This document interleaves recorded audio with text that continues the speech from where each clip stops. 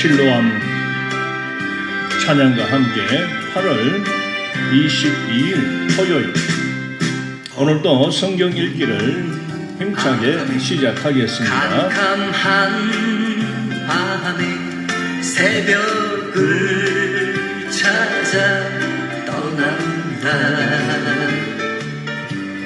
종이 울리고 달길 울어도 내 눈에는 오직 밤이었어. 우리가 처음 만난 그때는 차가운 새벽이었어.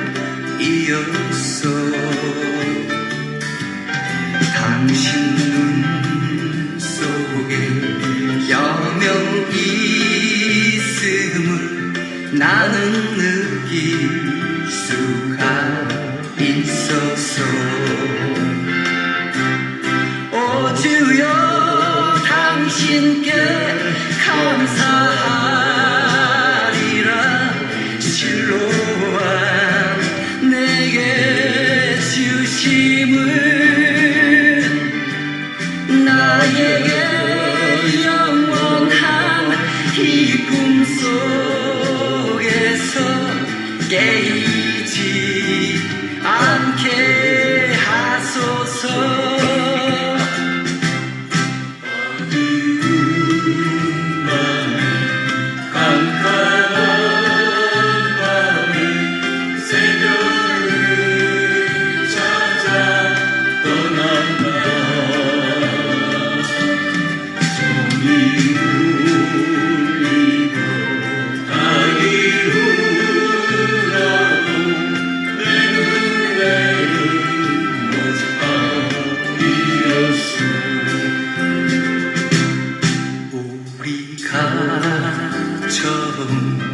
만난 그때는 차가운 새벽이었어. 주님 맘속에 사랑 있음을 나는 느낄 수가 있었어.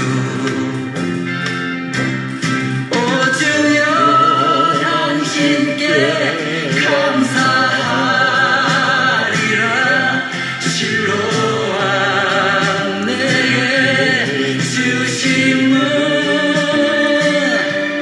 나에게 영원한 사랑 속에서 떠나지 않게 하소서.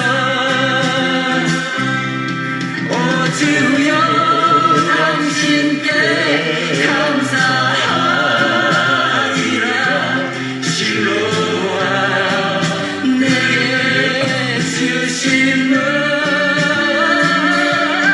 나에게 영원한 이 꿈속에서 깨이지 않게 하소서.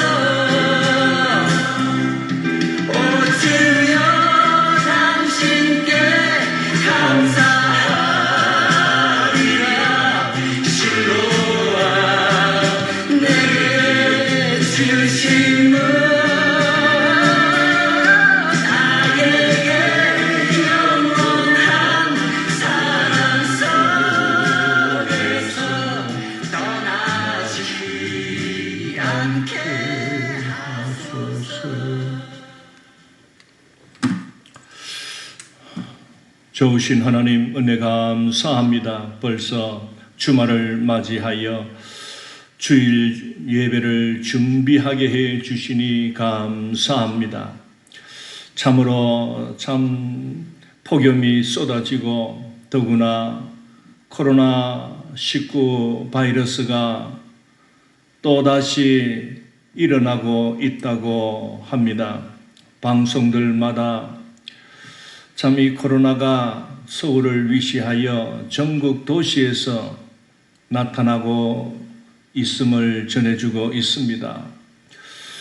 참 자꾸 교회에서 발생되었다는 것을 강조하는 것을 볼 때에 여러 가지 참 걱정이 되고 두렵기까지 합니다. 지금 이 시대의 정부가 교회를 이 바이러스를 미끼로 자꾸 교회를 나쁜 쪽으로 바이러스를 전파하는 그런 집단으로 여기며 어떻게 참 이 핍박, 예전에 참 우리가 겪어보지 못한 그런 억압을 하는 느낌을 받게 됩니다. 하나님, 어쨌든 하나님께서 이 시대의 교회들을 지켜주시고 이 시대의 교회가 이런 사태를 통해서 정말 하나님 앞에 회개할 수 있는 그런 은혜도 베풀어 주옵소서. 오늘도 이러한 와중에서도 주의 말씀 앞에 앉아 주의 말씀을 읽으며 하나님의 뜻이 어디에 있는지를 분별하게 해 주시고 또 말씀 가운데 놀라운 하나님의 뜻을 오늘도 발견하는 시간 되게 해 주옵소서. 성령님께서 말씀을 깨달을 수 있도록 우리를 인도하여 주옵소서. 예수님의 이름으로 기도드리옵나이다. 아멘. 자, 드디어 오늘부터는 출애굽기를 읽도록 하겠습니다. 출애굽기 1장 다 펴시고 함께 소리내어서 읽도록 하겠습니다. 출애굽기 1장 1절 야곱과 함께 각각 자기 가족을 데리고 애굽에 이른 이스라엘 아들들의 이름은 이러하니 르벤과 시므온과 레위와 유다와 이사갈과 스불론과 베냐민과 단과 납달리와 gad과 아셀이요 야곱의 허리에서 나온 사람이 모두 70이요 요셉은 애굽에 있었더라. 요셉과 그의 모든 형제와 그 시대의 사람은 다 죽었고 이스라엘 자손은 생육하고 불어나 번성하고 매우 강하여 온 땅에 가득하게 되었더라. 요셉을 알지 못하는 새 왕이 일어나 애굽을 다스리더니 그가 그 백성에게 이르되 이 백성 이스라엘 자손이 우리보다 많고 강하도다. 자, 우리가 그들에게 대하여 지혜롭게 하자. 두렵건대 그들이 더 많게 되면 전쟁이 일어날 때에 우리 대적과 합하여 우리와 싸우고 이 땅에서 나갈까 하노라 하고 감독들을 그들 위에 세우고 그들에게 무거운 짐을 지워 괴롭게 하여 그들에게 바로를 위하여 국고성 비돔과 람셋을 건축하게 하니라. 그러나 학대를 받을수록 더욱 번성하여 퍼져나가니 애굽 사람이 이스라엘 자손으로 말미암아 근심하여 이스라엘 자손에게 일을 엄하게 시켜 어려운 노동으로 그들의 생활을 괴롭게 하니 곧 흙 이기기와 벽돌 굽기와 농사의 여러 가지 일이라. 그 시키는 일이 모두 엄하였더라. 애굽 왕이 히브리 산파 십브라라 하는 사람과 부하라 하는 사람에게 말하여 이르되 너희는 히브리 여인을 위하여 해산을 도울 때에 그 자리를 살펴서 아들이거든 그를 죽이고 딸이거든 살려두라. 그러나 산파들이 하나님을 두려워하여 애굽 왕의 명령을 어기고 남자 아기들을 살린지라. 애굽 왕이 산파를 불러 그들에게 이르되 너희가 어찌하여 이같이 남자 아기들을 살렸느냐. 산파가 바로에게 대답하되 히브리 여인은 애굽 여인과 같지 아니하고 건장하여 산파가 그들에게 이르기 전에 해산하였더이다 하며 하나님이 그 산파들에게 은혜를 베푸시니 그 백성은 번성하고 매우 강해지니라. 그 산파들은 하나님을 경외하였으므로 하나님이 그들의 집안을 흥왕하게 하신지라. 그러므로 바로가 그의 모든 백성에게 명령하여 이르되 아들이 태어나거든 너희는 그를 나일강에 던지고 딸이거든 살려두라 하였더라. 아멘. 사랑하는 성도 여러분, 한 주간 하나님의 은혜 가운데 평안하셨습니까? 벌써 토요일입니다. 내일 주일 예배 드립니다. 지금 정부는 서울 지역에서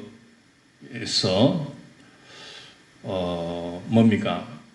10인 이상 모임을 금지할 것을 방송을 통해서 말을 하고 있습니다.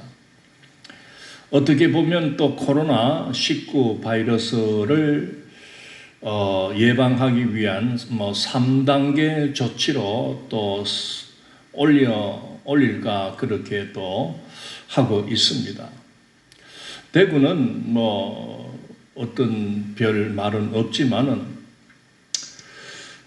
정말 이 코로나가 참 떠나가지 않고 제2의 신천지와 같이 참 확산을 하고 있다고 그렇게 걱정들을 하고 있습니다. 그러나 사랑하는 성도 여러분, 우리는 하나님을 믿고 하나님을 섬기는 사람들입니다. 앞으로 여러 가지 정부의 통제가 교회를 집중해서 일어날 것을 예상합니다. 벌써 이미 우리가 2월, 3월 달에 참 크게 일어났을 때에 교회는 주일 예배 외에 다른 주중에 모이는 모든 어떤 모임이나 소그룹 모임들이 폐지가 되었습니다. 참 걱정이 되기는 합니다. 그러나 내일 우리는 주일 오전에 우리가 예배하는 날이니까 이 날은 여러분들 꼭 예배 시간에 참석하셔서 하나님 앞에 은혜를 구하며 하나님의 도움을 우리가 구하기 위해서라도 주일 예배는 꼭 참여하시기를 바랍니다. 자, 오늘 우리는 성경의 시작인 창세기를 다 읽고 오늘 드디어 출애굽기 1장을 읽었습니다. 이 창세기 50장과 또 출애굽기 1장은 어떤 별개의 어떤 말씀이 아닙니다.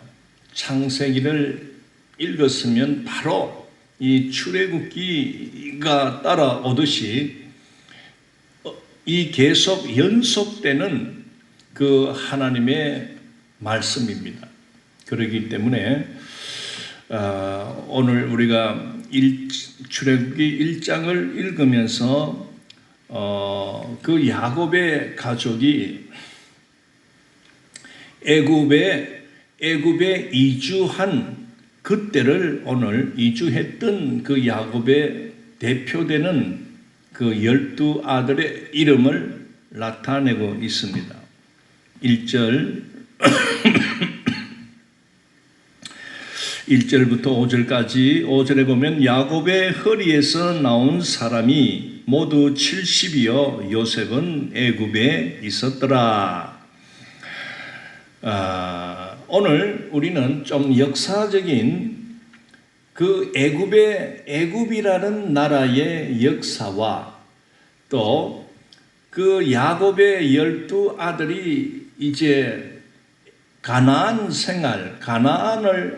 생활을 중단하고 이제 새로운 그 애굽 생활을 시작하고 또 결국은 그 애굽에서 한 430년을 보내는 동안 이 원래는 처음에 70여 명이 내려갔다고 하지만은 숫자에 포함되지 않는 여성들 또 아이들 이런 숫자까지 이렇게 합하면 70명보다는 더 월등하게 많은 가족이 다 내려갔다 그런 말씀을 할 수가 있겠습니다.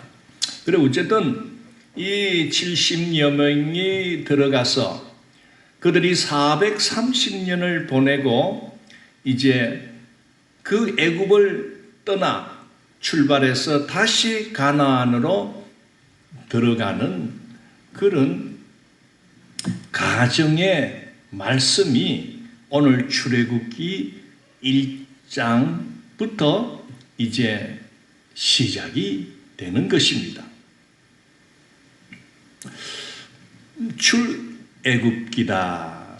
그리 이 출자는 날출자를 씁니다. 한문으로. 그렇다면 애굽을 떠난다. 즉 애굽을 탈출한다. 뭐 그런 의미를 갖고 있습니다. 그래서 제목을 출애굽기다 그렇게 정하고 있습니다. 자, 우리가 오늘 출애굽기 1장 1절에서 5절까지 이 야곱의 가족이 그 애굽에 내려갔던 그 시점이 과연 어느 시기였는가를 좀 우리가 역사적으로 한번 살펴보고 그래서 1장을 우리가 한번 나누어 보도록 하겠습니다.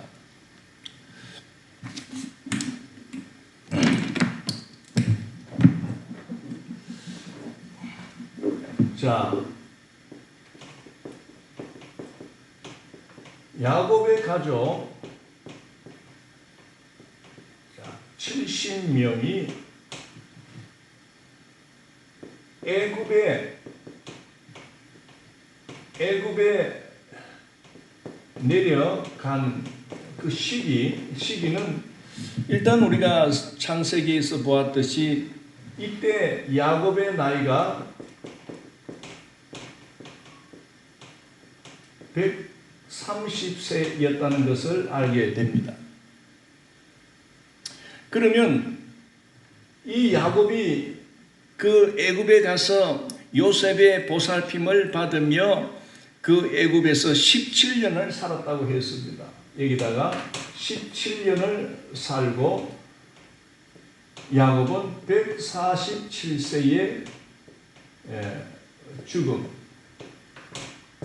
바로 우리가 창세기 50장을 읽으면서 바로 시작이 그 야곱이 죽을 때에 그 요셉과 그 다음에 바로 그 애굽의 왕이 적극적인 이 장례 절차를 지원하고 거대한 그 장례식을 우리가 읽었습니다. 바로 그때가 147세로 죽었지요. 그러면 이스라엘이 이 야곱의 가족들이 야곱의 나이 130세에 들어갔는데 그들이 그 애굽 땅에서 산 총 기간은 성경은 뭐 400년이다 또 이렇게 말도 하지만은 실제적인 것은 430년을 보내게 됩니다. 우리 출애굽기에서 보면 그것을 기록하고 있습니다. 430년입니다. 그러면 야곱이 들어가서 이때부터 시작이다. 애굽 생활. 자, 애굽 생활이 시작이 되었습니다. 여기서 플러스 430년을 애굽 생활을 시작했던 그때의 그 애굽 바로 왕은 어떤 왕이었는가? 그 왕을 우리가 좀 알아봐야 됩니다. 이 애굽이라는 나라는 역사가 굉장합니다. 즉 오늘 이 서기 2000년도로 우리가 본다면 이미 애굽이라는 나라는 5000년 전부터 시작된 그 나라입니다. 그러니까 여러분 애굽 하면은 기억나는 게 뭡니까? 이집트 보면은 이 스핑크스, 스핑크스도 있고 피라미드 이런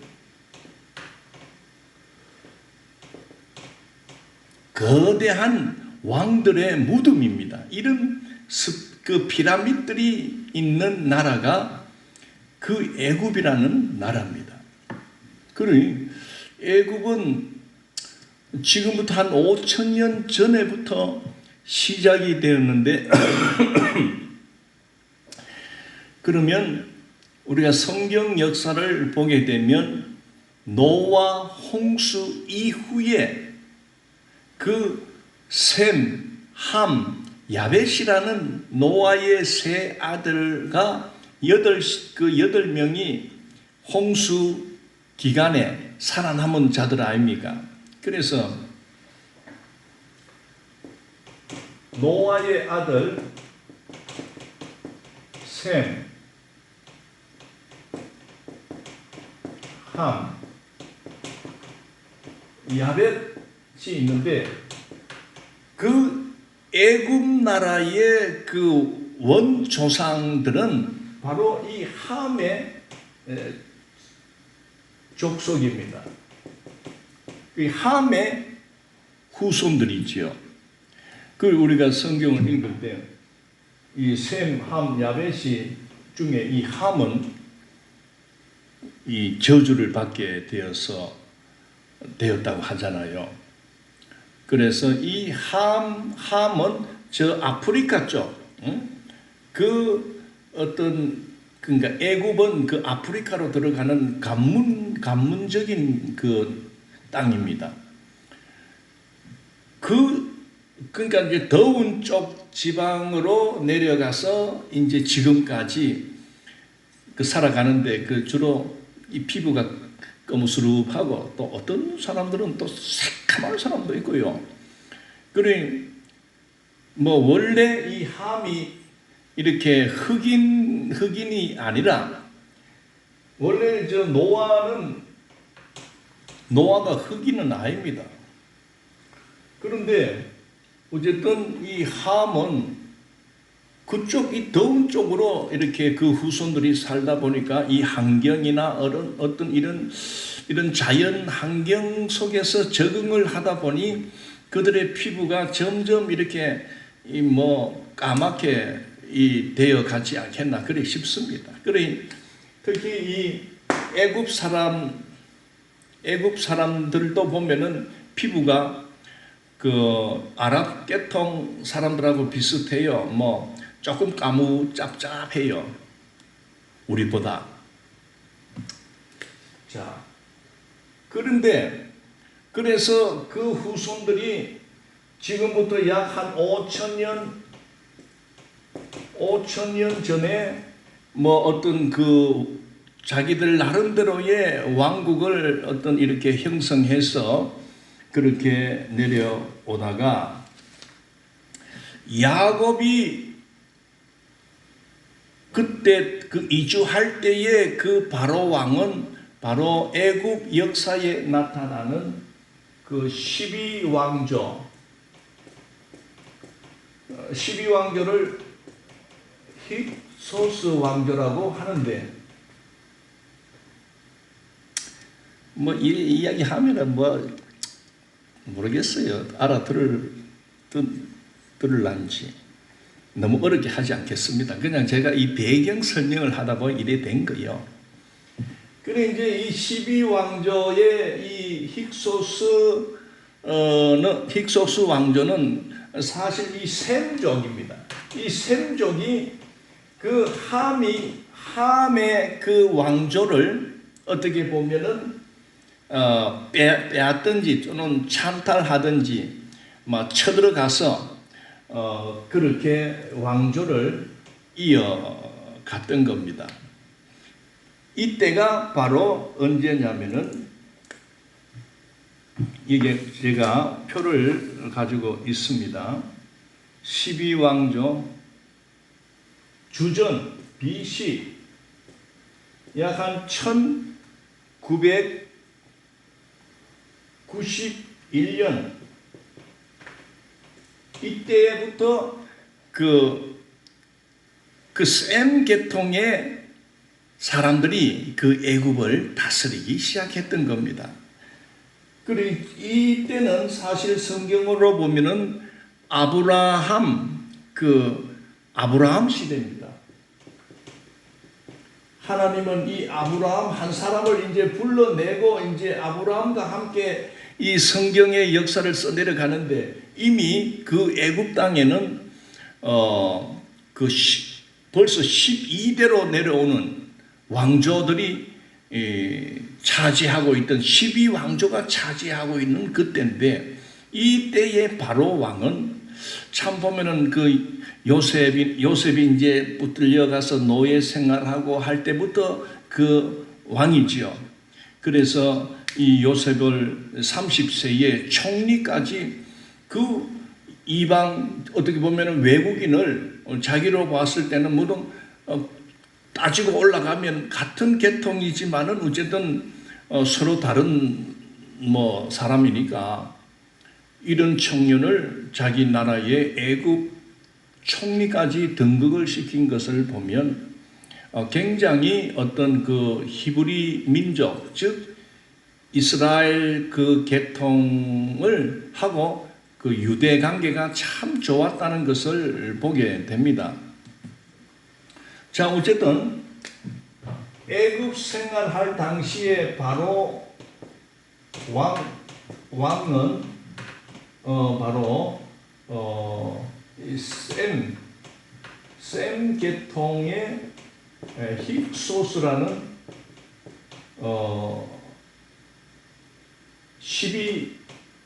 12왕조입니다.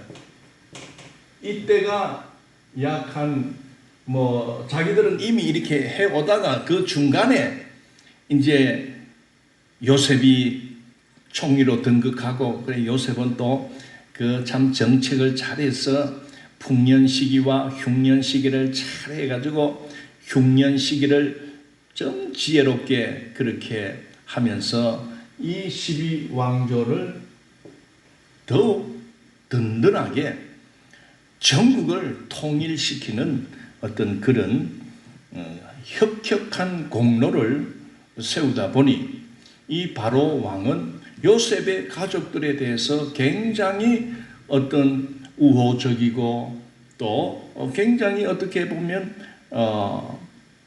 별도로 모든 혜택과 모든 것을 지원해 주는 그런 왕이었습니다.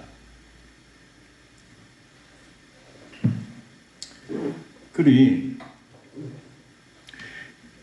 이 야곱이 애굽에 들어갔던 시기는 언제쯤으로 보냐면은 약 1876년경으로 봅니다. 주전 BC, 이거는 BC니까. 자, 그러면 1876년에서 시작이 되면 그 다음에 430년을 보낸 후에 애굽을 출애굽하는 연도는 BC 1446년경이라고 이렇게 계산적으로 이 성경학자들이 기록을 해놓고 있습니다. 1446년.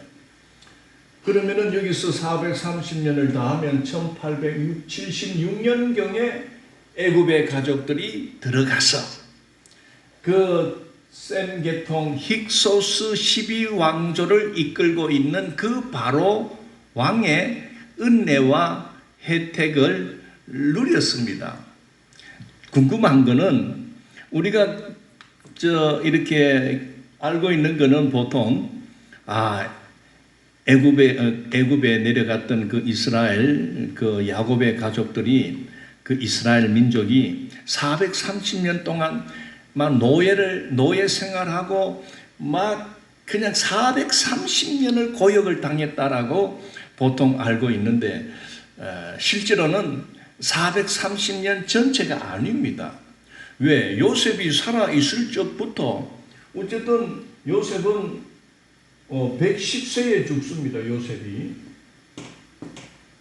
110세에 죽는데 그리 아버지를 만났을 때는 그 요셉의 나이가 39세 정도 됩니다. 그러면은 110세에서 39세를 빼면은 몇 세가 되지요? 또 계산을 또 해봐야 되겠네. 자, 110세 빼기 39세 하면은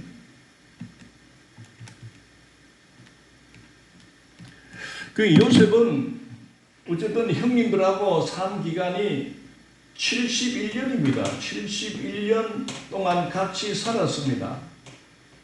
그리고 430년 기간 중에 이 71년 평화 시기가 그 요셉이 다 돌봐주니까 최고의 어떤 그런 낙을 누리면서 먹을 것도 풍족하고 또 자기 형제 중에 요셉이 총리니까 온갖 좋은 것 다 갖다 주고 하니까 어쨌든 71년 동안은 분명하게 이 야곱의 그 아들들이 자손을 낳아가면서 별 어려움 없이 정말 그렇게 행복한 시절을 보낸 것은 분명합니다. 430년 중에. 그런데 오늘 성경을 읽어보면 이런 말이 나와요. 자, 7절 일단 봅시다. 6절부터 요셉과 그의 모든 형제와 그 시대의 사람은 다 죽었고 그의 애굽에 내려갔던 12아들 요셉의 형제들은 요셉보다 좀 오래 산 사람도 있겠지만은 어쨌든 그들의 형제들이 이제 다 죽었으니까 한 100년 정도 세월이 그 이상 죽었고 그런 가운데 7절 이스라엘 자손은 어떻다? 생육하고 불어나 번성하고 매우 강하여 온 땅에 가득하게 되었다.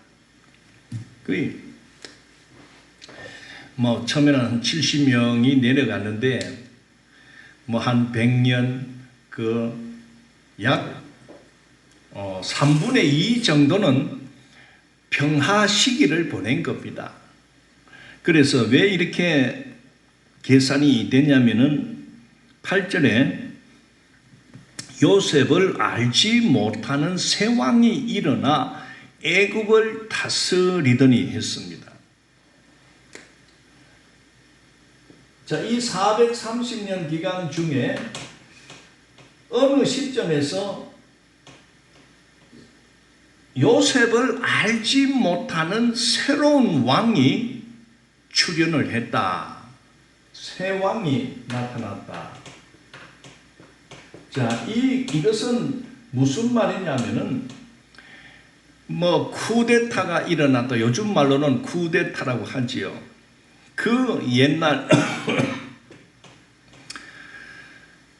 그런 시대는 어떤 왕조가 있으면은 그 왕조를 무력으로 막 기습을 해서 그 왕조를 막 죽이든지 쫓아내든지 감옥에 가두든지 해가지고 완전히 그 왕조를 물리치고 힘센 놈이 차지하는 겁니다.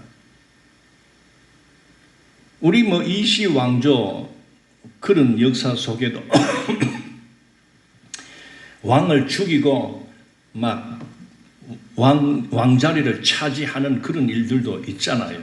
그러면은 세상이 그만 바뀌어버리는 겁니다. 그리고 애굽에 내려갔던 이 야곱의 가족들이 참 좋은 시절을 보내면서 자손들이 왕성하게 생육하고 불어나 번성했다고 하는데, 그러면 한 인구가 한 300년 정도는 어쨌든 평화로운 그런 생활을 한 것 같아요. 그런데 이 새 왕이 일어났을 때가, 이 새 왕은 과연 어떤 사람인가, 이걸 알아야 아하, 박해가 시작된 것이 이때부터 시작이 되었으니까 그 예측을 할 수 있는 겁니다. 바로 이 새 왕이 일어나선 이 왕은 바로 애굽 역사에서 기록이 되어 있는 18왕조라고 합니다. 18왕조. 18왕조 아모세라는 그 자가 12왕조로 내려오는 힉소스 왕조를 몰아냈던 겁니다. 물리쳐버린 겁니다. 그리고 뭐 왕은 죽이지 않았겠나 싶어요. 물론 요셉과 함께 했던 그 왕조는 그 12왕조의 왕인데, 그 후에 13, 14, 15, 16까지 쭉 그 뭐 왕이 죽거나 하면 또 그 아들이 또 왕을 이어받고 뭐 이렇게 해서 어쨌든 평화의 시기로 내려왔는데, 16, 17왕조까지 내려왔는데, 여기에서 그만 이 18왕조를 차지하는 이 아모세 왕조가 새로 애굽을 차지하게 된 겁니다. 뭐 요즘 뭐 민주 사회에서 정권 이양이 이렇게 정당성 있게 대통령의 기간이 5년 뭐 이렇게 하고 해서 또 투표를 통해 가지고 그 다음 지금 우리나라도 막 그렇게 그동안에 쭉 정상적으로 뭐 이렇게 이승만 대통령 뭐 그 다음에 또 물론 또 박정희 대통령 때 이렇게 또 이 격변이 일어났지요. 그러나 그 이후에 또 뭐 어쨌든 이명박, 뭐 김영삼, 또 김대중도 있었고 노무현도 있었고 또 이명박, 그리고 박근혜로 왔는데, 박근혜가 임기를 마치기도 전에 지금 이 들어선 이 왕조라 하진 않죠. 요새는 그냥 대통령이 박근혜를 끄집어 내려버리고 자기가 차지했잖아요.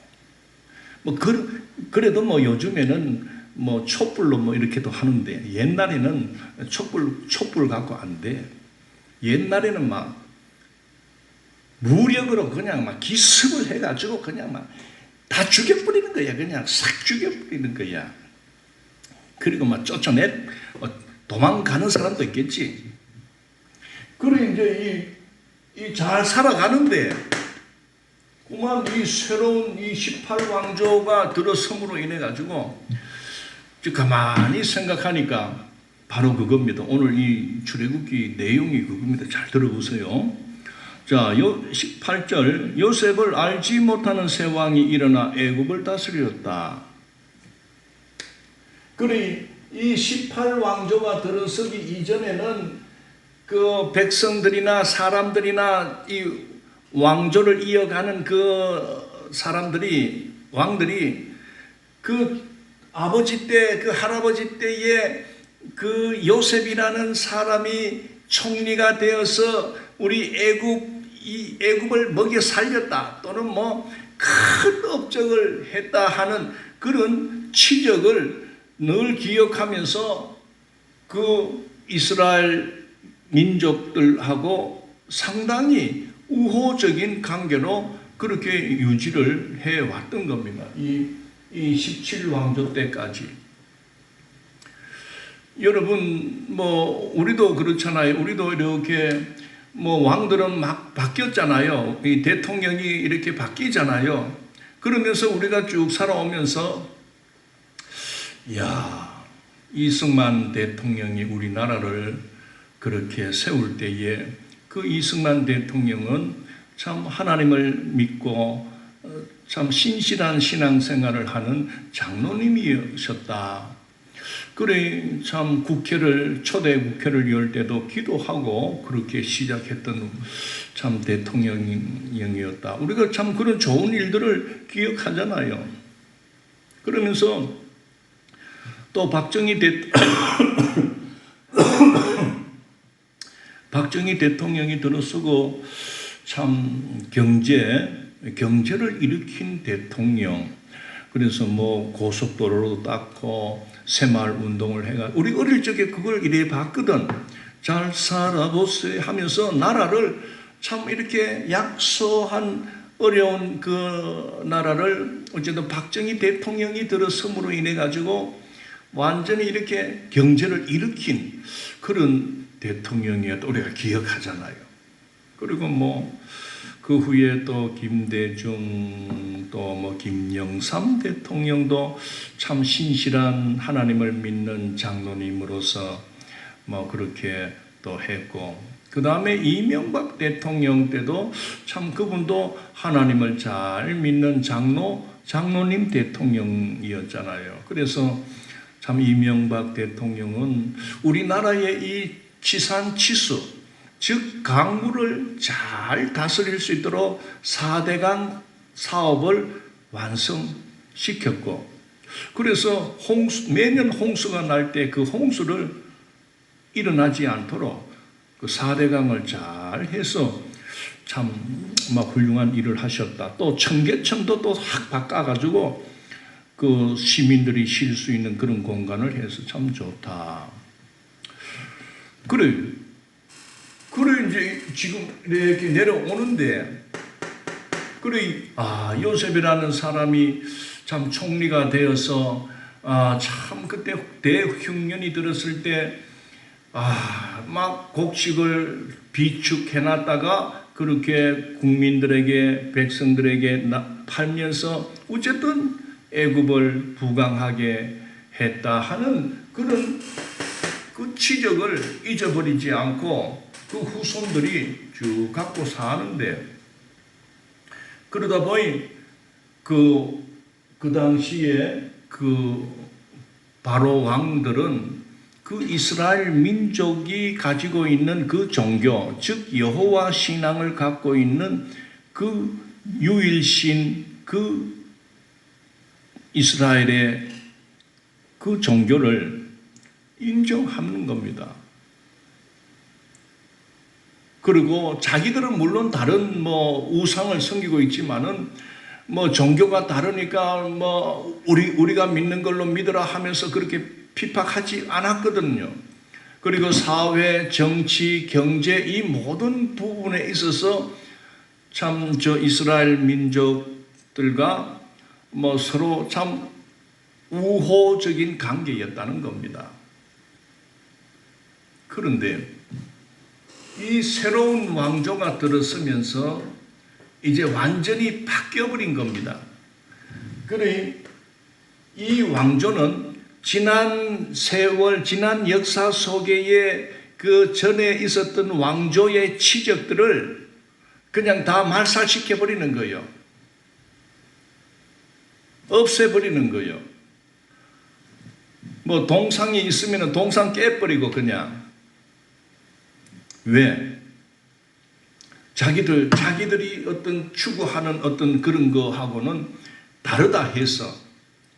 그리고 이스라엘 민족이 우리 애굽 땅에 와서 살면서 저렇게 번성하고 막 부강해지고 또 그 세력, 그 생육하고 불어나 번성하여 강하여 이 인구가, 이스라엘 민족의 인구가 막 굉장하게 불어나니까 어떻게 보면 새로운 이 왕조 18왕조는 그 이스라엘 민족을 두렵게 여기기 시작했습니다.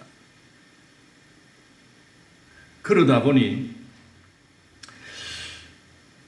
그 이스라엘 민족을 저거를 그냥 놔둬서는 나중에 무슨 또 전쟁이 일어나면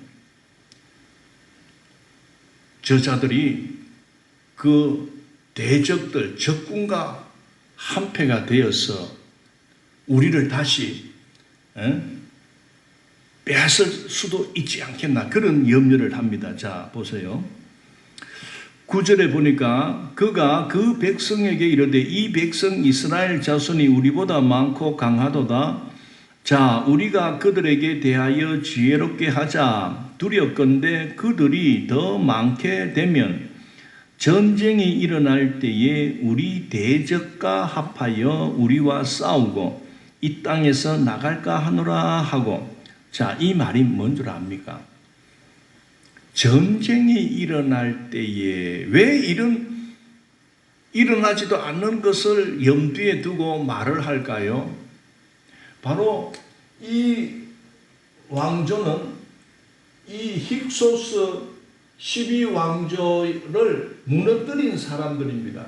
이게 들어서면서 완전히 씨를 있는 대로 말렸는데, 이 12왕조의 어떤 그 대를 이어가던 신하들이나 또는 어떤 자들이 쫓겨가면서 다른 데로 이제 흩어졌지 않겠습니까? 그러면서 빼앗긴 나라를 다시 우리 찾자, 또는 우리 왕조를 다시 우리가 힘을 규합해서 저 18왕조 저것들이 우리를 쫓아내고 우리를 죽였으니까, 그리 흩어진 어떤 그 힉소스 계통의 그 사람들이 어떤 이 18왕조의 두려움을 줬지 않겠나 싶습니다. 몰래 침입을 한다든지 어쨌든 왕권을 다시 빼앗기 위해서 어떤 그런 일들이 일어났다는 것을 보게 됩니다. 그런 가운데 이 18왕조가 생각할 때에 애굽 고센 땅에 살고 있는 저 이스라엘 저 민족들이 저렇게 왕성하게 번성하고 있는데 저게 안 되겠다. 저것들을 씨를 말려야 되겠다. 저것들을 쫓아내든지 어쨌든 저것들을 죽이든지 어쨌든 이 18왕조의 참모들이 모여가지고 계략을 짜는 겁니다. 자, 그게 이제 바로 뭡니까? 11절에 감독들을 그들 위에 세우고 그들에게 무거운 짐을 지워 괴롭게 하여 그들에게 바로를 위하여 국고성 비돔과 라암셋을 건축하게 하니라. 자, 이 18왕조가 쿠데타를 통해서 왕권을 차지하고는 가장 가시적이고 두렵게 여겨지는 그 이스라엘 민족을 억압하고 핍박하는 정책을 썼는데, 그들이 무서운 속도로 인구수가 불어나니까 인구 말살 정책을 세웠던 겁니다.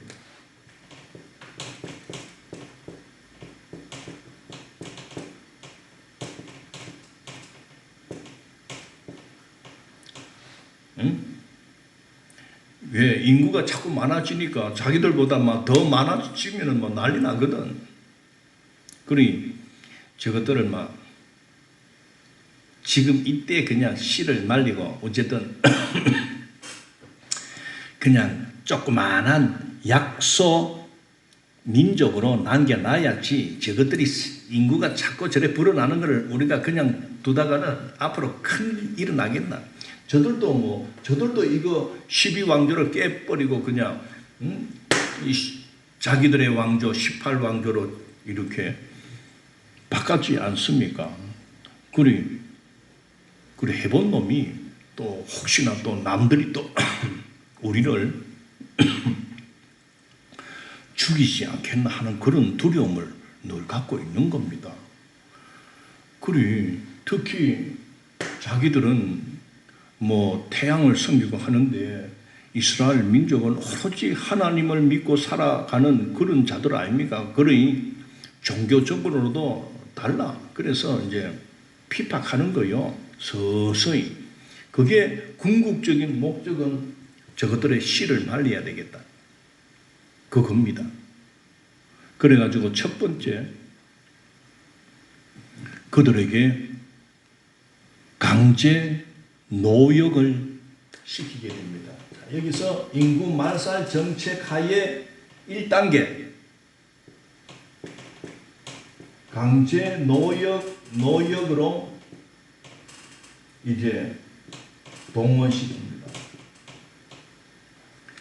그래 뭐 어느 날 막 군인들하고 막 땅 가가지고 어이 여 고센 땅에 살고 있는 이 이스라엘 사람들아 앞으로 이 땅에 국고성을 지을 거다.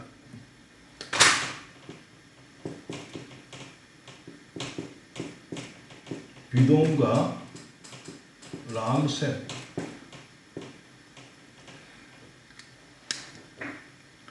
국가가 관리하는 어떤 간청을 짓는다든지 뭐 그 당시에 또 어떤 곡식이나 어떤 이런 뭐 모든 농작물을 비축할 수 있는 큰 어떤 그 창고를 짓고 하는 국고성 나라의 다스림을 받는 그런 성을 이 고센 땅에 짓겠다는 그런 것을 발표하면서 전부 당신들 여기 와서 벽돌을 꿇고 이렇게 말하잖아요. 그들에게 무거운 짐을 지워 괴롭게 하여 그들에게 바로를 위하여 국고성 비돔과 람셋을 건축하게 하니라. 그리고 어떤 거대한 어떤 그 성과 같은 이렇게 건축을 하는데 자기들 그 애굽 사람들은 동원하지 않고 이스라엘 사람들을 동원시키는 겁니다.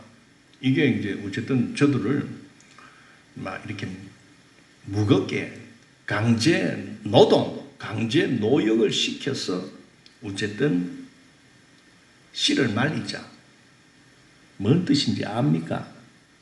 이제 여러분 하루 종일요 일 시키면 그 남자들을 불러가지고 막 아침 새벽부터 막 밤 늦게까지 막 돌을 짊어지고 벽돌을 이기고 땅을 파고 이렇게 그 대학교 딸했어요. 한 10시간 이상 그렇게 중노동 시켜보세요. 그러면은 집에 가자 말자 어떻게 되겠어? 그냥 막 퍼져 자는 거야. 그냥 피곤하니까. 그래 이 사람들이 이스라엘 나라 저 사람들이 아이를 못 놓도록 그러니까 아이를 못 놓도록 해야 인구가 줄어들거든. 그런데 이제 그 방법으로 남자들을 강제 노역에 시달리게 한 겁니다. 그런데 성경은 어떻게 말합니까? 12절 보세요. 그러나 학대를 받을수록 더욱 번성하여 퍼져나가니 애굽 사람이 이스라엘 자손으로 말미암아 근심하여 자기들은 만약에 자기들 백성들 이제 남자들 막 강제 노역에 동원시키고 하면은 막 그냥 아이고 집에 이제 가면은 막 모든 게 귀찮다 그냥 막. 혹시나 부인이 여보 이렇게 싸도 막 귀찮다 막 죽겠다. 이 이스라엘 사람들은 하루 종일 대학교 때서 그렇게 강제 노동을 하고도 집에 가면 또 아기를 또 놀랐고 하는 거요. 거의 참 희한하지. 하나님께서 고역을 당하고 어려움을 당할수록 피곤할수록 그런데 그 이스라엘 남자들에게는 막 힘을 주시는 겁니다. 그러면 하루 종일 일하고 들어가고도 막 사오 한번 하고 막 여보 이리 와 막 이렇게 해서 또 뭐 자식들을 또 계속 나가는 겁니다. 그래 이 왕조가 가만히 보이 야 희한하다 저 사람들 저렇게 일을 하고도 저렇게 자식들이 그래도 더 튀어나오고 하니까 안 되겠다. 2단계 바로 13절 이스라엘 자손에게 이 일을 엄하게 시켜 어려운 노동으로 그들의 생활을 괴롭게 하니 곧 흙 이기기와 벽돌 굽기와 농사의 여러 가지 일이라. 그 시키는 일이 모두 엄하였더라. 1단계 강제 노동으로도 안 돼. 그래 그 다음에 2단계 강제 노동을 이제 더 격상시켜 이제는 막 괴롭게 했다. 그래 일을 시켜놓고도 이제는 이제 막 해초리를 들고 일 제대로 안 하면 가서 막 때리고 그냥 막 여러분 저 북한에 그 아오지 탄강 그게 수용소들이 있다고 해요. 때리는 거예요. 거기도 음식도 안 주고 일은 시키는데 음식도 안 주고 또 막 때리고 2단계 더 심하게 그들에게 흙 이기기 벽돌 굽기 그리고 농사의 일도 시켜버리는 거예요. 원래 이스라엘 민족은 목축업을 하면서 가축을 키우는 그런 업만 했는데 요 못된 요 18왕조 요 새로운 왕이 이게 들어서면서부터 농사지 너희들 농사해 하면서 막 애굽인들이 농사 짓는 거 대신 그만 이스라엘 이 남자들을 막 동원시키고 이스라엘 여성들도 동원시키고 막 이렇게 하지 않던 일을 시켜버리는 겁니다. 자 14절에 그 시키는 일이 모두 엄하였다.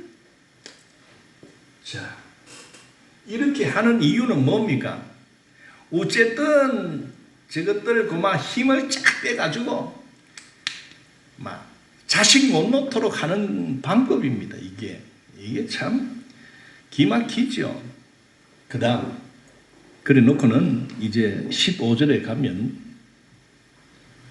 애굽 왕이 히브리 산파 십부라라 하는 사람과 부하라 하는 사람에게 말하여 이르되 너희는 히브리 여인을 위하여 해산을 도울 때에 그 자리를 살펴서 아들이거든 그를 죽이고 딸이거든 살려두라. 자, 이래 1단계, 2단계 해도 안 믿기니까 이제 3단계 들어갑니다. 3단계는 이제 여기 보면은 산파. 이 산파를 시켜서 히브리 여인들이 이스라엘 민족의 여인들이 아기를 낳을 때 남자 아기 남하면 죽이고 여아이면은 살려라.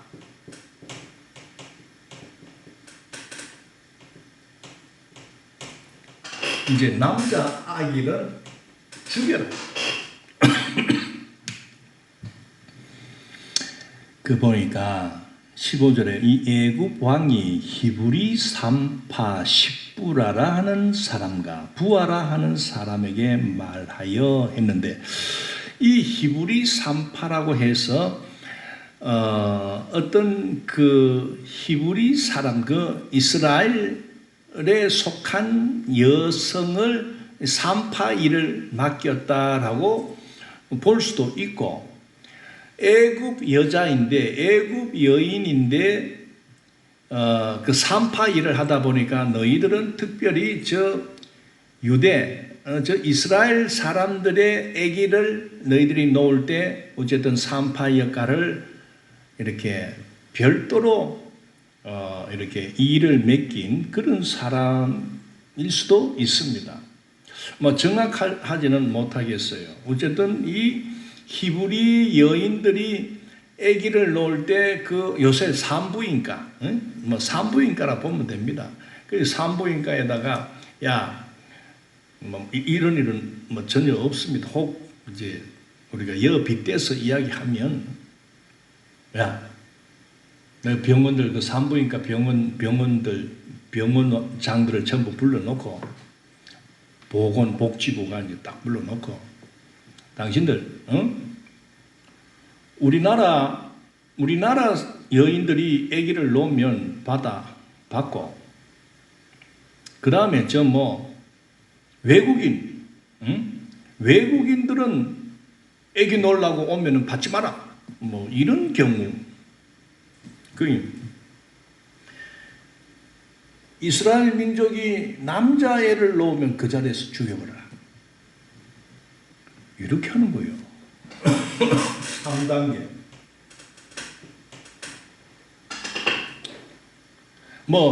그 아버지들, 남자들을 중노동시키고 다 막 생고생을 시켜도 이게 안 되니까, 어쨌든 이 이스라엘 남자들은 막 그렇게 피곤하고 막 괴롭고 해도 막 저녁으로 막 집에 가가지고 막 또 막 자식들은 막 씨를 막 퍼주니까, 이제는 그 산파들에게 딱 애 놓는다 하면은 뛰가가지고 어쨌든 남자애가 나오면은 그 길로 막 목을 조르든지 막 어쨌든 죽여버리고 이렇게 명령하는 거예요. 이 무서운 겁니다. 남아, 살해, 반복.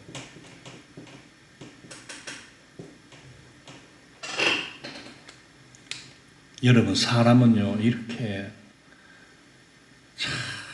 자기의 왕권을 유지하기 위해서, 자기의 권력을 유지하기 위해서 사람은요 사람을 죽입니다. 지금 오늘 우리 사회를 봐도요, 여러분, 왜 이 정부가 들어서 가지고 왜 이 교회를 어쨌든 코로나 핑계 대고 교회를 싫어하는지 모르겠어요. 그래서 직접 교회를 핍박할 수는 없으니까 이 코로나 생기면서 잘 됐다 싶어가지고 2월 달부터 하면서, 특히 이 교회에서 발생이 되면요 대서특필을 하면서 떠들어대는데, 꼭 교회를 무슨 이 바이러스 온상지와 같이 그렇게 방송을 해대니까 사람들이 교회를 어떻게 생각하겠어요? 전도의 문이 확 막혀버렸습니다. 왜 그런 줄 압니까? 지금 이 정부는, 그들은 이념이 자유민주주의의 이념이 아닙니다. 그들의 이념은 공산주의 이념을 갖고 있는 자들이 이 정권을 차지했기 때문에, 그들은 하나님을 인정하지 않고 하나님을 믿지 않는 자들입니다. 여러분, 공산주의의 정권이 들었으면요, 제일 먼저 하는 일이 뭔 줄 압니까? 교회를 박해합니다. 교회를 그냥 폐쇄시킵니다. 저 중국과 북한 한번 보십시오. 북한 김일성 정권이 들어서면서 3부자가 내려오면서 김정일, 김정은까지 북한의 교회, 물론 형식적으로 있다고 하지만은 교회 없습니다. 지금부터 70년 전만 해도 북한이 우리 한국보다 더 교회 수가 많고 더 정말 기독교인들이 남한보다 더 많았습니다. 그런데 김일성 정권, 공산주의 정권이 들어서면서 지금은 교회가 씨가 말라버렸어요. 근데 왜 우리나라에 우리 자유민주주의로 이렇게 참 선한 왕들이 쭉 내려왔지 않습니까? 대통령들이 다 어떻게 임기를 딱 채우면서 그 다음 정권에게 위임하고 일임하고 그렇게 평화적인 정권이 이루어졌는데 박근혜, 아직도 남아있는 박근혜 대통령을 어쨌든 막 걸고 넘어져서 감옥에 가다 버리고 그 박근혜 정권에서 일했던 모든 그런 그 참모들, 장관들, 어떤 비서진들을 전부 적폐로 몰아가지고 지금 감옥에 들어가 있습니다.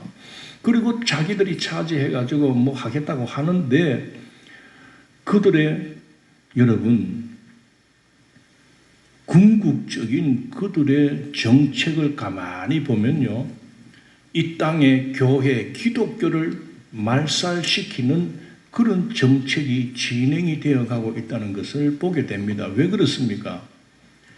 여기 애굽에서도 그 처음에 요셉을 세운 그 바로왕, 그 힉소스 왕조는 참 하나님을 믿는 이 이스라엘 민족을 참 우대했습니다. 서로가 위에서 축복하고 서로 이렇게 도울 건 돕고 협력할 건 협력하고 우호적인 관계로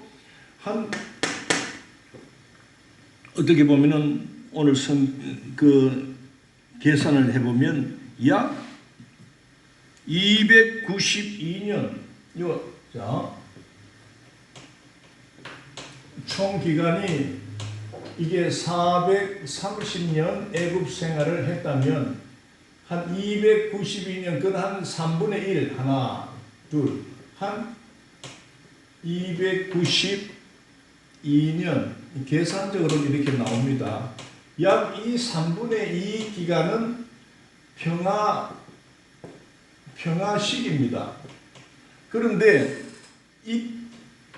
이때에 이제 18왕조가 완전히 이 앞에 정권을 무너뜨리고 왕조를 무너뜨리고 자기들이 차지하게 됨으로 인해서 그때부터 이들은 이스라엘 민족을 탄압하기 시작했습니다. 탄압, 박해. 그 탄압과 박해한 게 이제 저것들 인구를 말살시켜야 되겠다. 그래서 강제 노역에 막 동원시키고 그래도 안 되니까 더 격상해서 더 심한 일을 시켜도 이스라엘 민족은 자꾸 자손들이 태어나고 번성하니까 이 세 번째 와가지고는 안 되겠다. 산파들을 시켜가지고 애 놓을 때 남자면 무조건 죽여라. 씨를 말려야 돼. 지금 우리나라에서도 지금 들어선 정권이 이상하게 교회를 핍박해요. 왜? 그동안에 박근혜 대통령을 너희들이 정당성 없이 저렇게 하는 것은 안 된다. 박근혜를 다시 나오게 해라. 왜 감옥에 잡아놓고 이렇게 있느냐? 그러면서 그 광화문에서 사실 그 기독교인들이 주축이 된 겁니다. 주축이 되어서 데모를 많이 했잖아요. 토요일 날만 되면은 우파 국민들이 나가가지고 문시 뭐라 합니까? 탄핵. 너는 그거 정당성이 없어. 그렇게 하면은 안 돼. 너는 대통령의 자격이 없어. 막 부르짖고 박근혜를 구출하라. 박근혜를 막 하면서 그 앞 대통령을 그렇게 다시 제자리로 돌려야 된다라고 이렇게 했던 그 주축 세력들이 그 우파 세력이라고 하지만은 주로 기독교 세력입니다. 기독교인들입니다. 그래 이 새로 들어선 그 문가 정권이 저 기독교인들 어쨌든 저래 놔뒀다면 앞으로 나라가 시끄럽겠다. 이카다 우리도 뭐 생명이 오래 못 가겠다. 그래 싶으니까 올해 들어서면서 코로나가 티 나오니까 저것들은 막 박수를 이렇게 쳤을 거야. 잘 됐다. 막 이걸 이용해가지고 교회 예배 못 드리게 하고 소모임도 못하게 하면서 나중에 교회 문을 전부 닫아. 지금 극할파입니다. 코로나 3단계 하겠다고 막 엄포를 내고 겁을 주고 있는데 지금 그래요. 지금 앞으로 저것들이 어떻게 지금 나올지 정말 두렵습니다. 또 교회를 완전 씨를 말리려고 기독교인들 또 이렇게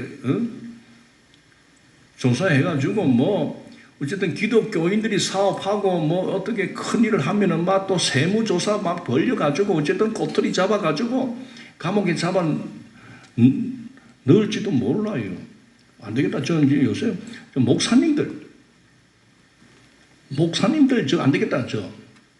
목사님들의 입을 털어막아라 이래가지고 또 공무원들을 또 예배 시간에 또 보내가지고 또 이렇게 또 코로나 잘 지키는가 그래 왔습니다. 하지만은 그 꿍꿍이 속은 목사님들이 설교를 할 때 정부를 또 비판하거나 또 이 불의와 불법에 대해서 무슨 소리 하나 해가지고 또 딱 녹음해놨다가 또 가서 보고하고 그 대구의 어느 교회 어느 목사가 반정부 발언을 많이 하더라. 또 이렇게 또 자기들끼리 또 해가지고 저 교회를 지금 폐쇄시키자, 문 닫게 하자 하면서 어떻게 또 걸고 넘어올지 몰라. 나 그래서 요새 저도요, CCTV 다 달아놨어.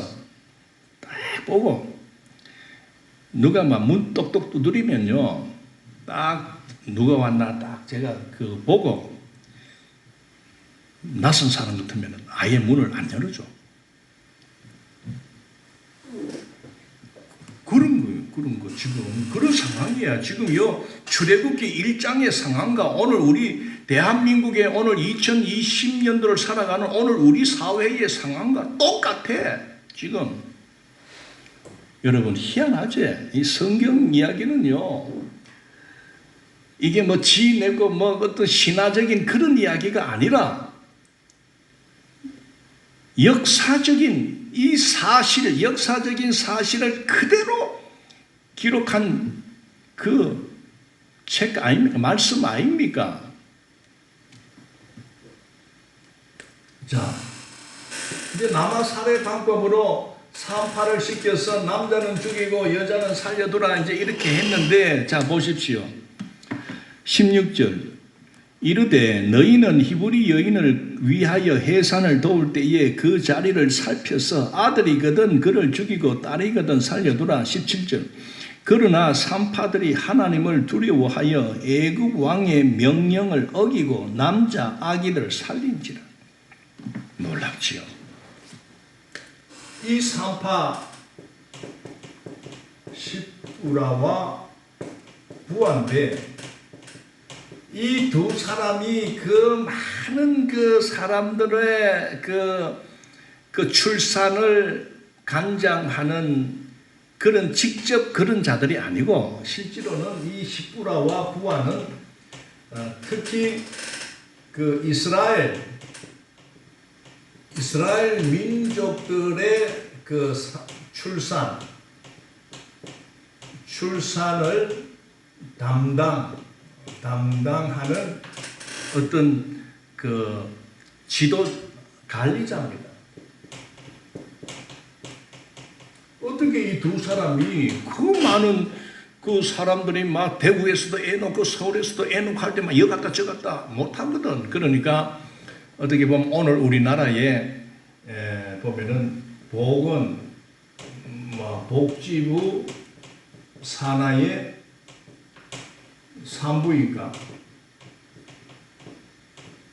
많은 산부인과가 있잖아요. 도시들마다. 그러면은 이제 산부인과가 있는데 그 보건복지부에 소속된 어떤 이 출산과 관계되는 일을 관장하는 관리자다. 그렇게 여기면은 쉽습니다. 그래, 그렇게 시켜. 그리고 또 이 두 사람이 또 자기 밑에 이제 또 있는 이제 실제로 요새 보면은 그 뭐라 하나 그 노인 요양 보호사, 그 위에 사회복지사가 있잖아요. 그 요양 보호사를 지도한다고. 그 요양 보호사들은 직접 집으로 가서 또 일도 또 이렇게 하잖아요. 근무도 하잖아요. 그래 이제 전국에 산부인과를 담당하는 그 사람들에게 교육 잘 시켜. 왕의 명령이야.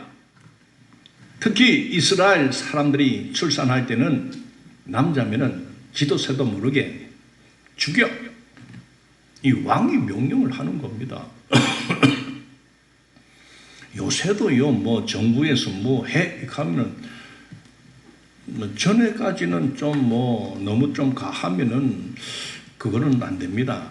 이렇게 하면서 이렇게 타협을 하고 서로 절충을 하는 게 있었는데 요 새로 들어온 요 문가는 독불 장군이라 거의 뭐 이 사람 시키면 안 됩니다. 그렇게 국회도 그 이야기는 안 들어. 뭐 내 마음인데 뭐 잠깐 해. 당신은 저 국정원에 가고 뭐 당신은 통일부 맡아.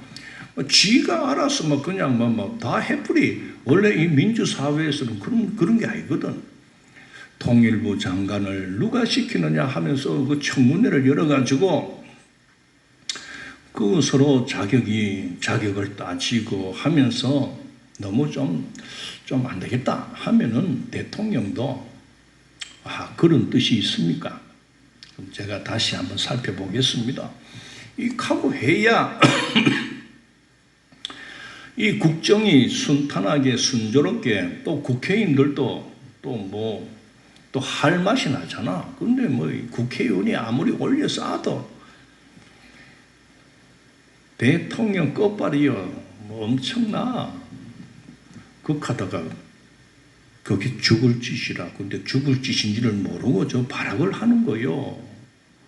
어쨌든 막 지금 국민들이 막 들고 일어나고 보이 부정선거도 뭐 했다고 하는 소리도 있고 또 가히 막 국민들의 정서가 이제 저 너무 심하다 해서 요새 인기가 떨어지잖아. 그러니까 이제 살떨리지 자기도. 어떻게 이것도 국민들의 입을 막나 하다가 이제 교회를 지목하는 거야. 잘 됐다. 참에 교회 떠들어 싸는 저 목사 누구? 지가 완전히 코로나에 걸리게 해가지고 사망 시켜 그렇게 나가는지도 몰라. 자 이렇게. 그런데 이 두 산파가 그 바로의 왕을 지키지 않는 거요. 그러니까 바로 왕이 불러가지고 어찌하여 너희가 이같이 남자 아이들을 살렸느냐? 어찌하여? 그러니까 그 산파가 바로에게 대답하되 이렇게 이야기합니다. 히브리 여인은 애굽 여인과 같지 아니하고 건장하여 산파가 그들에게 이르기 전에 해산하였더이다 하며, 왕이시여, 뭐 너무 그 소리 지르지 마세요. 우리는 당신의 말을 듣고 누가 애 놓는다 하면은 쫓아가면 이미 아가 티 나와 있습니다. 그냥 벌써 안고 이래 있는데 어떻게 죽입니까? 그러면서 하는 말이 히브리 여인은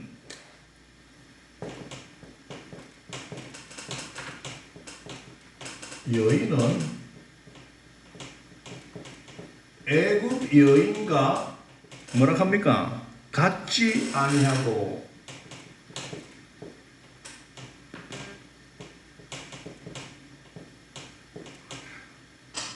뭐라 합니까? 건장하여.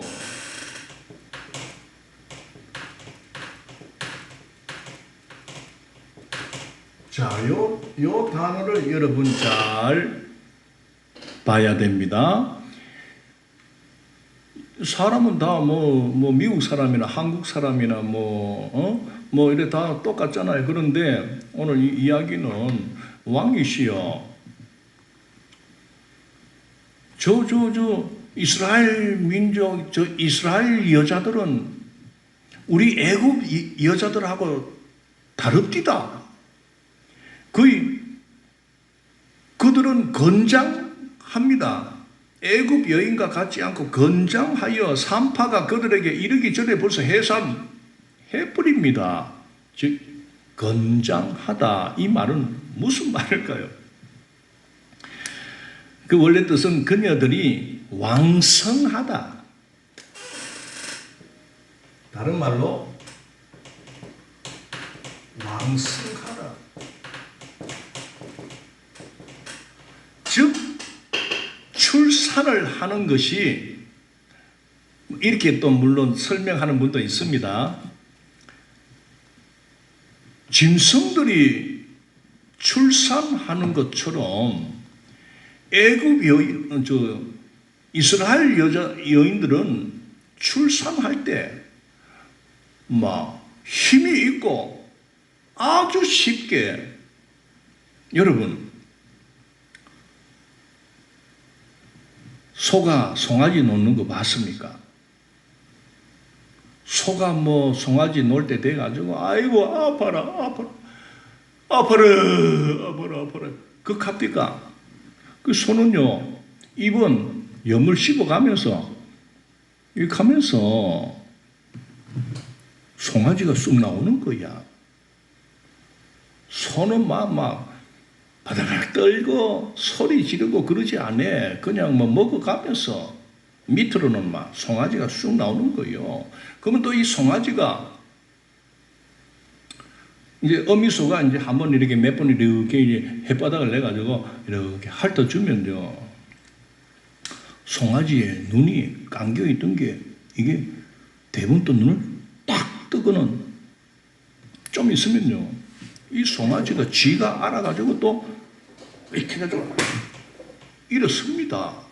그 좀 일어서다 넘어지기도 하지만은 어쨌든 하루 만에 놓고 24시간 지나기도 전에 그냥 이렇게 해가지고는 걸어가는 거예요. 그 어미수는 또 언제 또 그런 일이 있나 싶게 또 일어서가지고 또 일하러 가는 거예요. 바로 그런 의미입니다. 그러니 애굽 사람들은, 애굽 여인들은 애 하나 놓으면은 소리 지르고 그냥 꼭 또 애 놓으면은 또 한 달, 두 달 또 산후조리 산후조리 한다고 또 이렇게 드러누워 있는 그런 자들을 비유하지요. 오늘 우리나라에도 뭐 그런 여성들 있죠.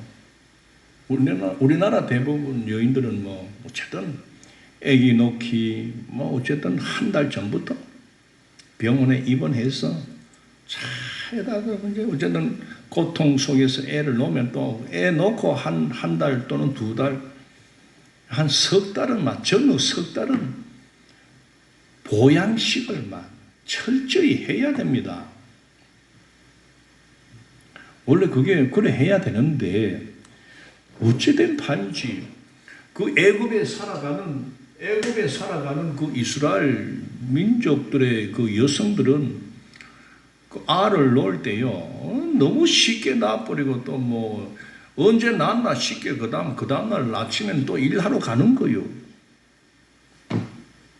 여러분 이게 그래 사람은 하나님이 뭐라고 했습니까? 그 에덴 동산에서 그 하와에게 무슨 말을 했냐면 하나님이 너는 출산의 고통을 당할 것이다. 이런 하나님의 말씀이 있잖아요.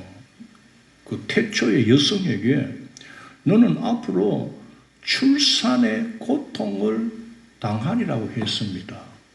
그 사람에게만 여러분 출산의 고통이 주어진 겁니다. 그게 뭡니까? 죄값이다 이 말이요. 그런데 우리하고 똑같이 숨쉬고 먹기도 하고 어쨌든 우리는 2발로 걷지만은 이래 4발로 걷는 이 짐승들 이래 보십시오. 그들은 출산의 고통이 없습니다. 하나님은 사람인 여자에게만 출산의 고통이 있으리라고 했습니다. 죄값으로. 그리고 우리 어머니도 배 아파서 그렇게 저를 낳았고요. 우리 딸도요. 또 우리 와이프가 또 고통 속에서 놓고 우리는 다 그렇게 태어났지 않습니까? 그런데 참 놀랍게도 그 애굽 생활을 할 때의 히브리 여인들은 건장했다. 출산의 고통 없이 그냥 어쨌든 짐승이 새끼를 놓듯이 그런 식으로 놓는데 뭐 어떻게 하겠습니까? 이렇게 이제 이야기를 하는 겁니다. 자, 20절 보십시오. 하나님이 그 산파들에게 은혜를 베푸시니 그 백성은 번성하고 매우 강해지니라. 산파들에게 은혜를 베푸셨다. 물론 그 십부라와 부하와 같이 그 출산을 돕는 그들에게도 은혜를 베푸셨다고 하지만은 더 실제로 출산하는 히브리 여인들에게 은혜를 하나님이 베푸셨다는 겁니다. 어떤 은혜? 원래는 아파하며 낳아야 할 그 출산을 그 애굽에서 그 새로운 왕이 태어나서 고통을 주고 강제 노역을 시키고 인구 말살 정책을 써서 이스라엘 민족을 괴롭게 할 때에는 하나님이 특별하게 그 시기만큼은 그래도 이스라엘 민족이 중단되어서는 안 되기 때문에 어쨌든 죽으면 안 되기 때문에 하나님께서 특별한 방법으로 아프지 않도록, 즉 짐승이 새끼를 놓듯이 그냥 특별한 그 기간에 하나님이 특별히 특별한 방법으로 특별히 은혜를 주셨다는 겁니다. 놀랍지 않습니까?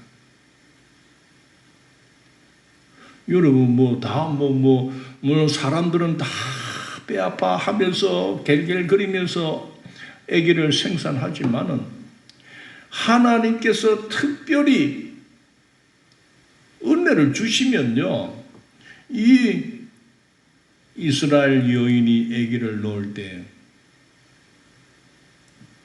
그 출산의 고통과 아픔을 느끼지 않도록 하셨다는 겁니다. 사랑하는 성도 여러분, 아무리 정권을 잡은 세력들이 하나님을 믿는 오늘 우리 교회를 핍박하고 교회를 말살시키기 위해서 교모한 정책을 펴 나가고 있다 해도 오늘 교회된 저와 우리가 그들의 어떤 핍박과 억압에 불안하고 두려움에 떨 것이 아니라 이럴수록 우리는 전능하신 하나님을 붙들고 의지하고 이 난국을 이겨낼 수 있는 힘을 달라고 우리가 기도하면 아무리 강제 노역을 시키고 그냥 사람을 괴롭게 하고 아프게 하고 고통을 준다 해도 그 이스라엘의 남성들은 여상스럽게 아이를 낳을 수 있도록 힘을 주셨고 그 이스라엘의 부인들에게는 아이를 출산하는 것을 두렵지 않도록 아프지 않도록 좀 쉽게 놓을 수 있는 힘을 왕성하게 주셨다는 것을 봅니다. 오늘 출애굽기 1장은요 참 놀랍습니다. 아무리 하나님을 믿는 백성을 왕권을 쥔 자들이 왕의 건세를 가지고 그들을 목을 조르고 아무리 강제 노역과 강제 노동으로 시달리게 하고 온갖 일로 지치게 하고 괴롭게 한다 해도 하나님은 당신의 백성들을 이끌어 가실 때에 그때 그 상황 속에서도 하나님의 백성을 지켜주시는 것입니다. 하나님의 백성은 결코 악한 세력에 의해서 하나님의 백성들은 결코 망하지 않습니다. 결코 죽지 않습니다. 왜? 하나님이 사용하시고 하나님이 지켜주시는 하나님의 백성들이기 때문에 그렇습니다. 하나님의 자녀이기 때문에 그렇습니다. 사랑하는 성도 여러분, 오늘 우리는 이 애굽 땅에서 평화의 시기가 끝나고 악한 왕이 들어서서 이스라엘 민족을 박해하고 이스라엘 민족을 죽이려고 인구 말살 정책을 교모하게 그렇게 시행하는 것을 살펴가면서 오늘 그 와중에서도 하나님은 그 이스라엘의 남자들에게 힘을 주고 그리고 이스라엘의 여인들에게 출산에 힘을 주셔서 그럴수록 더욱 이스라엘 민족은 더욱 번성해 갔다는 사실을 오늘 우리들에게 전해주고 있습니다. 아무리 지금 이 코로나 바이러스를 핑계대고 교회에 예배를 모이지 못하게 하고 이제는 10명 이상 저 서울 쪽에는 모이지 못하게 합니다. 그 말은 뭡니까? 예배 드리지 마라. 그 말 아닙니까? 언젠가 대구, 우리가 사는 이 대구에도 10명 이상 모임을 중단하라 하는 이런 말들이 떨어지지 않겠나 싶습니다만은, 그래도 사랑하는 성도 여러분, 세상에 그 하나님을 불신하는 그들의 세력은 마귀와 같이 우리 믿음의 사람, 하나님의 자녀들을 죽이기 위해서 발악을 한다 해도 겁내지 마십시오. 두려워하지 마십시오. 이스라엘 민족을 지켜주셨던 그 하나님이 오늘 예수 안에서 구원받고 하나님을 아버지라 부르며 섬기며 살아가는 오늘 이 시대에 하나님의 자녀된 오늘 우리 모두를 하나님은 결코 모른 척하지